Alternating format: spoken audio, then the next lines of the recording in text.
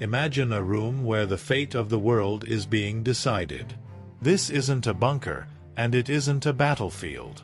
It is an office in Washington, thick with blue tobacco smoke. Sitting here are the smartest men of their era. Harvard and Yale graduates, war heroes, the elite of intelligence. And do you know what they are discussing? They are seriously discussing how to stuff a seashell with explosives. This is not a joke. And it is not a script for a spy comedy. This is the documentary reality of 1961. What if I told you that the most powerful country in the world spent millions of dollars just to make one man's beard fall out? That for the sake of humiliating one dictator, intelligence agencies were ready to poison an entire city, use the mafia, and even provoke a nuclear apocalypse? We are used to thinking of the Cold War as a chess match between grandmasters. But the documents we are opening today show something else. It wasn't a game of chess. It was a brawl in a dark room, where the rules changed every minute, and obsession replaced common sense. Welcome to the story of Operation Mongoose, the project that was supposed to be the CIA's triumph, but became the most expensive and absurd failure in the history of espionage. Officially, this operation did not exist, but the world still feels the consequences of its non-existence. If you want to know the truth about how the world stood half a step from the abyss because of someone's ambition, hit the like button right now. And let's begin. To understand the nature of this hatred, we need to rewind the tape a little. To the end of the 50s. What was Cuba to the average American of that time? It wasn't an enemy. It was a Garden of Eden in the backyard. It was the place where Hemingway drank his daiquiris, where New York mobsters built hotels of glass and concrete, and where U.S. senators flew for the weekend to forget about their voters. Havana in the 50s was neon glitz and the scent of expensive perfume mixed with the smell of the ocean. It seemed this party would last forever. American business controlled almost everything here, from sugarcane to telephone lines. Money flowed like a river, from north to south and back again, settling in the pockets of dictator Fulgencio Batista and his friends. But in the Sierra Maestra Mountains, shots were already ringing out. We often see history in black and white. But let's look at the facts. When on January 1, 1959, Fidel Castro and his Barbudos, the bearded ones, entered Havana, Washington did not panic. You might be surprised, but at first, the United States even recognized the new government. Moreover, in April of '59, Castro flew to New York. He ate hot dogs, smiled for the cameras, and visited the Bronx Zoo. The press called him the George Washington of the Caribbean. It seemed, what could go wrong? Why did the idyll turn into a nightmare? Everything changed when the euphoria of revolution collided with the reality of economics. Castro began nationalization. First it was the land, then the telephone companies, then the oil refineries. For the offices in Washington, this was a shock. This wasn't just a political decision. This was a hit to the wallet. Imagine this. You wake up in the morning, and your company's property, worth hundreds of millions of dollars, no longer belongs to you. One signature, one decree, and decades of investment turn into dust. But Washington was frightened by more than just that. Castro did something no one in the Western Hemisphere had done. He began flirting with Moscow. In the height of the Cold War, when the world was divided into us and them, the appearance of a Soviet outpost 90 miles from Florida was not perceived as politics. It was perceived as a gun held to the temple. Intelligence agencies reported to President Eisenhower and later to Kennedy, Cuba is becoming an unsinkable aircraft carrier for communism. And here, the logic of empire kicks in. If the neighbor behaves incorrectly, the neighbor must be changed. The plan was simple as a hammer blow. No need for a big war. One secret operation is enough. They were convinced the Cuban people are suffering and just waiting for a spark to overthrow the tyrant. This overconfidence became the first nail in the coffin of their plans. They saw the reports, But they didn't see the people. April 17, 1961. Night. The Bay of Pigs, or as the Cubans call it, Playa Girón. The water is black and warm. 1,400 Cuban exiles, trained and armed by the CIA, are landing on the shore. It was supposed to be a perfect operation. The plan was scripted down to the minute. They land, seize a bridgehead, declare a provisional government, and the people of Cuba, inspired by the liberators, rise up in rebellion. But do you know what actually happened? What actually happened was hell. Intelligence got everything wrong that could possibly be gotten wrong. First, the landing site. The CIA chose it for its remoteness. But they didn't account for the coral reefs. Sharp as razors, the reefs tore the bottoms of the landing boats before they even reached the shore. Second, the popular uprising. It didn't happen. People didn't come out to the streets with flowers to greet the landing force. On the contrary, Castro's militia met them with fire. Imagine this moment. You are a soldier of Brigade 2506. You are standing waist-deep in water, bullets are whistling over your head, your radio is silent or crackling with white noise. You are waiting for American air support. You were promised the sky would be clear. But the sky remains empty. In Washington, in the Oval Office, the young President John F. Kennedy is making the hardest decision of his life. He realizes the operation is a failure. If he sends American aviation, it means direct war, possibly World War III. And Kennedy says no. He leaves 1,400 men on that beach alone with their fate. In 72 hours, it was all over. More than 100 people died. More than 1,100 were taken prisoner. This wasn't just a military defeat. It was a public humiliation for the United States of America. Castro personally directed the defense, firing from a tank. For him, it was a triumph. He proved to the whole world, the Yankees can be beaten. How did this change history? For Kennedy, this became a personal trauma. He felt deceived by his own generals and spies.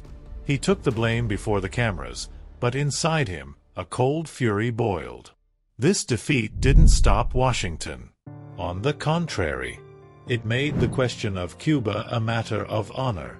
And when politics becomes a matter of honor, rationality leaves the chat. It was at this moment, on the ruins of the failure at the Bay of Pigs, that the idea of revenge was born.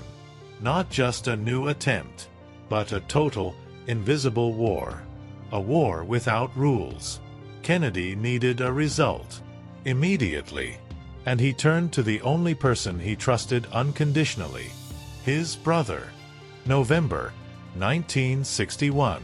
The White House. The atmosphere has changed. No more half measures. President Kennedy gives a direct order. The overthrow of the Castro regime is the #1 priority for the United States government. Not the economy. Not space. Castro. The curator of the new program becomes Attorney General Robert Kennedy. Let's pause on this figure. Bobby Kennedy. We are used to seeing him as a human rights champion, an icon of liberalism. But in '61, this was a different Bobby. Tough. Ruthless. Obsessed with protecting his brother.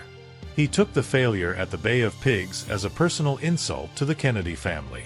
At one meeting, he screamed at CIA generals, slamming his fist on the table, "You need to get off your asses. You need to act."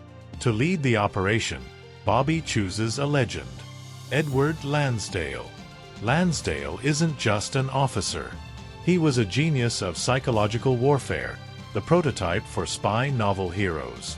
He successfully suppressed rebellions in the Philippines. He knew how to manipulate masses. His philosophy was simple. To kill a beast, you don't have to shoot it in the heart. You can drive it insane. Thus, the operation codenamed Mongoose was born. Why a mongoose? Because it is a small, fast animal capable of killing a venomous snake. The snake is, of course, Castro. The scale of the plan is staggering. This wasn't a single mission. It was a massive, multi-level campaign. It involved the State Department, the CIA, the Pentagon, the U.S. Information Agency. The budget, $50 million a year. Adjusted for inflation, that's hundreds of millions today. The staff, over 4,000 people. Just think about it. 4,000 people came to work every day with one goal, to ruin the life of one man on an island. Lansdale developed a schedule. Yes, they had a calendar plan for toppling a government. It consisted of phases. Phase 1, intelligence gathering. Phase 2, psychological warfare. Phase 3, support for guerrillas. The finale was scheduled for October 1962. It envisioned an open rebellion and, as a result, U.S. military intervention to restore order. Sounds like a clear military plan, right? But when we look into the declassified archives, instead of strategy, we see something that looks more like the surreal dream of a madman. Because the pressure from above was so intense, and the real opportunities to influence Castro were so few, the CIA began generating ideas that today seem laughable. And at the same time, terrifying. They decided not to strike the army. They decided to strike the image. The charisma of the leader. And here begins the darkest and strangest page in the history of U.S. intelligence. A page where reality surpasses any fiction. Are you ready to hear what the best minds in America came up with? We often imagine intelligence work as cold calculation. Men in perfect suits moving pieces on a map of the world. But the declassified archives of Operation Mongoose open a completely different door for us. A door into a room where desperation mixed with madness. When direct force failed and political pressure mounted, the CIA found itself in a dead end. Robert Kennedy demanded results yesterday. And then, the Technical Services Division took the stage. The same people who are called Q in James Bond movies. But their inventions were not for saving the world. They were for humiliation. The agents decided Castro's power lies in his image. In that brutal masculine charisma that the Cubans adored. What happens if you take that away? What if you turn the macho into a laughingstock? Thus was born a plan that looks like delirium in official documents. The idea was simple to the point of genius and stupid to the point of impossibility. Agents learned that Castro, during foreign trips, left his boots in the hallway to be shined. The plan was to dust the inside of the boots with thallium salts. This is a strong toxic reagent. The goal? Not to kill. The goal was different. Thallium was supposed to cause total hair loss. Imagine, Fidel Castro walks onto the UN podium. He begins his speech, threatens the imperialists, and suddenly, his famous beard begins to fall out in clumps. To Washington, this seemed like the perfect strike. A naked Castro is a weak Castro. But that was just the beginning. Deep within Langley, they developed a scenario for a chemical attack on a TV studio. The plan, before Castro's speech, spray a substance similar to LSD in the studio. The result, the leader of the revolution, on live TV, starts spouting gibberish, laughing for no reason, or screaming at invisible demons. The people see a madman and turn away from him. Were these plans realized? No. Why? Because even among spies, there were people who said, "Guys, this is too much." Or they simply couldn't get close enough. But there were also plans aimed at physical elimination. And they are striking in their ingenuity. Take the diving story. Castro was a fan of scuba diving. The CIA decided to gift him a wetsuit. Through an intermediary, lawyer James Donovan, who was negotiating the release of prisoners from the Bay of Pigs. Donovan didn't even suspect he was a courier of death. CIA technicians treated the inside of the suit with a fungus that causes a chronic skin disease, Madura foot. And the breathing tube was infected with tuberculosis bacilli. Castro was supposed to slowly rot alive. The plan fell apart at the last second. Donovan, being a gentleman, bought another, more expensive suit himself, because the one given by the CIA seemed too simple. He gifted the clean suit, and the poisoned one was destroyed. And, of course, the legend of the seashell. The Caribbean Sea. Beautiful reefs where Castro loved to dive. The CIA idea: find a huge, incredibly beautiful seashell. One that no collector could swim past. Stuff it with explosives. And paint it in bright, unnatural colors to attract attention. As soon as Castro touches it, boom. They abandoned this plan only because they realized it was technically impossible to guarantee that Fidel would pick up the shell and not some random fish, or that the current wouldn't shift it. These stories bring a smile today. But let's think, this was done by adults, powerful people with unlimited budgets. It shows the level of desperation and degradation to which Mongoose had sunk. They couldn't win the war, so they tried to win the circus. If attempts on his life were a secret, the psychological war was waged openly and brutally. Edward Lansdale, the operations curator, believed in the power of the word more than the power of the bullet.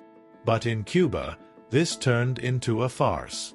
One of the most absurd projects was Operation The Second Coming. Yes, you heard right.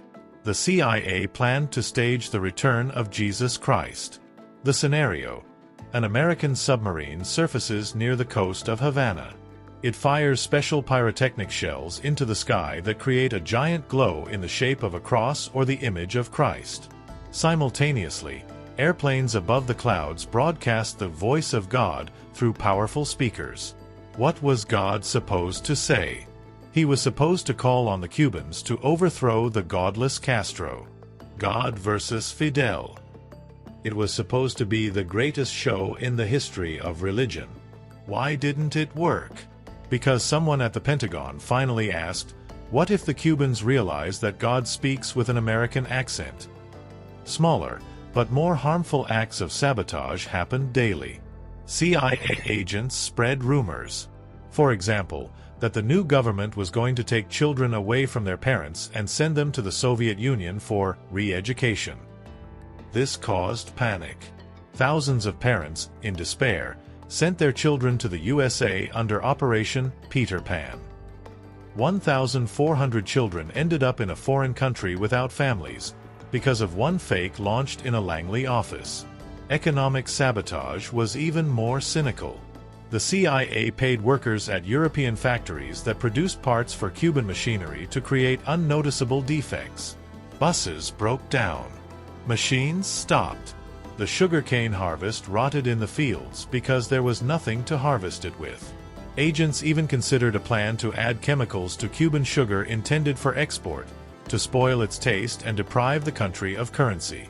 The goal was one: to make the life of the average Cuban unbearable.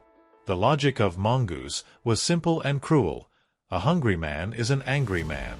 An angry man will take up a pitchfork and overthrow the government. But they were wrong about the main thing. When things get bad for a person, and they know an external enemy is doing it, they don't rebel against their own. They rally around the flag. Instead of destroying the regime, Mongoose only gave Castro the perfect excuse for any economic failures. It's not us managing poorly. It's the Yankees harming us. And the worst part is, it was true. Why, with billions of dollars, the best technology, and the president's support, did the operation fail so miserably? The answer has a name. It's not Castro. It is Cuban counterintelligence, G2. We often underestimate the adversary. Americans look down on Cubans as a banana republic. But G2 wasn't built by amateurs. It was trained by specialists from the KGB and the Stasi. At the head stood Ramiro Valdez, a man with a computer for a brain and ice for a heart. He created a system where every second person was an informant. Committees for the Defense of the Revolution, CDRs, were on every block, in every building. If your light was on at night, they knew. If a stranger came to see you, they knew. The CIA tried to insert sabotage groups. But the incredible happened. Most agents were intercepted right on the shore. Why? Because inside the Cuban exile community in Miami itself, in the very heart of Operation Mongoose, sat Castro's moles. Fidel knew about the landings before the boats even left Florida. The Americans faced a problem they couldn't solve with money. They had no human resource on the island. Those who hated Castro had already fled or were in prison. Those who remained either believed in the revolution or were afraid. Lansdale's plan envisioned a popular uprising in October 1962. But when the time came, no one answered the call. The agent network was dead. Mongoose was hunting the snake, but the snake had long since coiled around the hunter and was squeezing tight. It was a classic example of bureaucratic blindness. The reports to Washington were beautiful. We conducted 20 acts of sabotage. We released 100,000 leaflets. But the real impact on Castro's power was zero. Worse. Every failed attempt, every explosion in a store, every poisoned cigar only convinced Castro of one thing: they want to kill me. America will stop at nothing. I need protection. Big protection. And he found that protection. Here we arrive at the main paradox of this story. Operation Mongoose was supposed to remove a threat to the USA. Instead, it created the greatest threat in human history. Let's look at the world through the eyes of Moscow and Havana in the spring of 1962. For us, Mongoose is strange plans about falling beards. For them, it looked different. They saw constant sabotage, military maneuvers near Cuba's shores. Specifically, exercises where U.S. Marines practiced landing on an island codenamed Ortsac. Read that word backwards. Castro. This is not a joke. The Americans didn't even hide their intentions. Direct threats from Washington. Castro was certain. Invasion was inevitable. And this time, it wouldn't be exiles. It would be the U.S. Marine Corps. He turned to Khrushchev, "Give us weapons." And Khrushchev thought, why not? For the USSR, this was a chance to balance the scales. American missiles were already in Turkey, right in Moscow's underbelly. Why not put Soviet missiles in Washington's underbelly? Throw a hedgehog down Uncle Sam's pants, as Khrushchev said. Everyone thinks the Cuban Missile Crisis started with missiles. No, it started with Mongoose.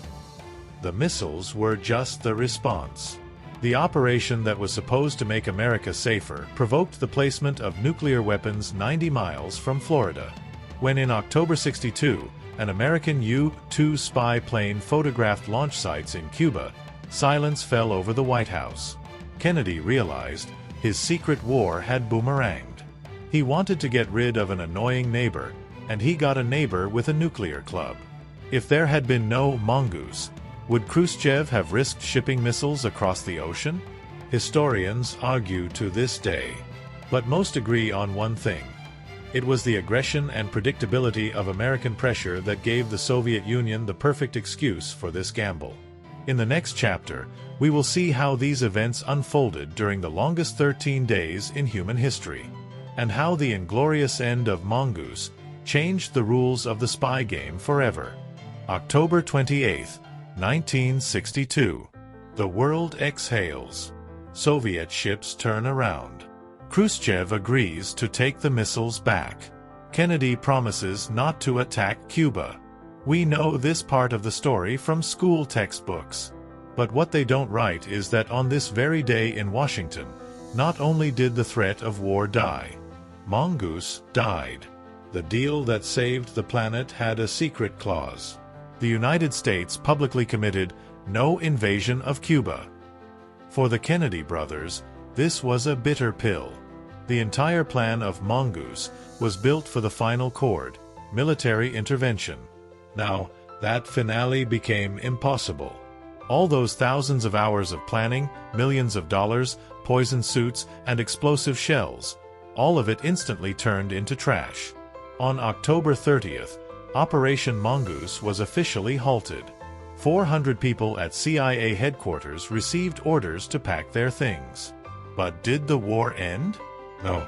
It simply went into the shadows. Mongoose was too loud, too ambitious, and too failed. It was replaced by precise, quiet operations. No more second comings or invasion armies. Only snipers, poisons, and sabotage. But the main chance was lost. Castro didn't just survive. He received a guarantee of safety from America itself. Years passed. Kennedy was assassinated. Khrushchev was removed from power. Vietnam was burning. Mongoose was forgotten. It lay in archives under top-secret stamps, gathering dust. Until in 1975, the truth exploded again. In the U.S. Senate, the Frank Church Committee began its work. Its goal was to investigate intelligence abuses. And what they heard shocked even cynical politicians. When CIA directors began to testify, America learned about poison pills, about the mafia hired by the government, about exploding cigars. Newspapers exploded with headlines. Citizens couldn't believe it. Did our government really engage in this clownish terrorism? Mongoose became a symbol of how far power can go without checks. It showed what happens when obsession with one man eclipses national interests. It was thanks to the failure of Mongoose that new laws appeared in the U.S. Presidents were forbidden from ordering political assassinations. The CIA was placed under strict congressional oversight. You could say the Langley paranoia of the 60s inadvertently made the America of the 70s more democratic. But for the participants of those events, this was weak consolation. Robert Kennedy blamed himself for the rest of his life. He believed that it was his pressure on the CIA and aggression against Cuba that created the atmosphere of hatred which, perhaps, led to the death of his brother in Dallas. Irony of fate. He who hunted the monster created monsters in his own home. Let's summarize.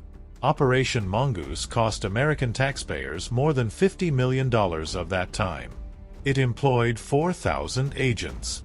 It spawned hundreds of insane plans. It brought the world to the brink of nuclear destruction. What was the result? 0. Fidel Castro outlived John Kennedy. He outlived Robert Kennedy. He outlived Nikita Khrushchev. In total, he outlived 11 presidents of the United States. The man they wanted to kill with an exploding seashell died in his own bed at the age of 90. This story is not about spies, and not about politics. It is a story about human hubris, about how the smartest people in the most expensive offices can lose touch with reality.